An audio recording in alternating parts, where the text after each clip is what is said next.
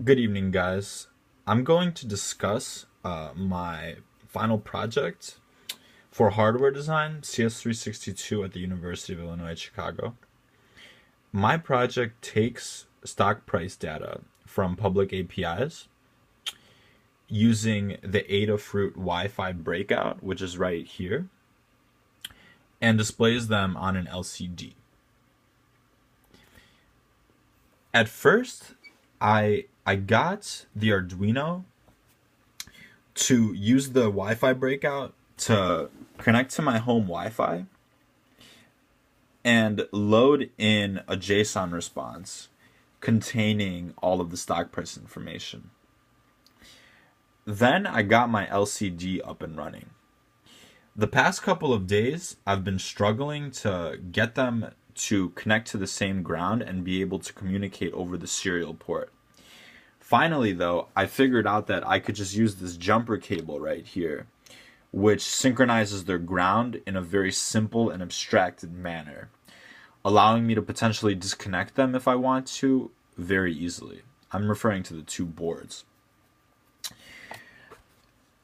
That was the most recent obstacle that I leaped over. Before that, connecting to the API and getting the API response in was kind of a pain.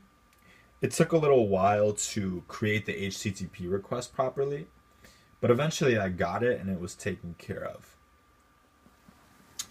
The next challenge is going to be to get that JSON over from here into here. I'm not certain whether I'm going to parse the JSON response in this board or in this board.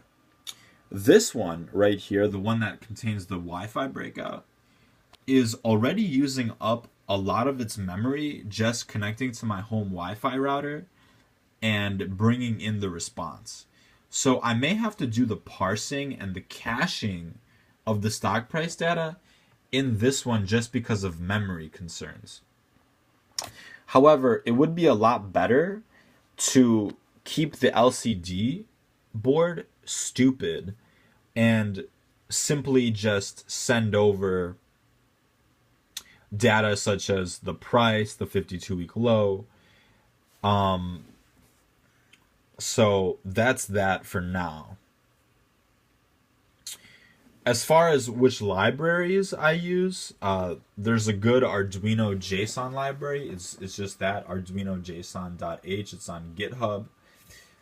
I use the Adafruit library to use this Wi-Fi breakout.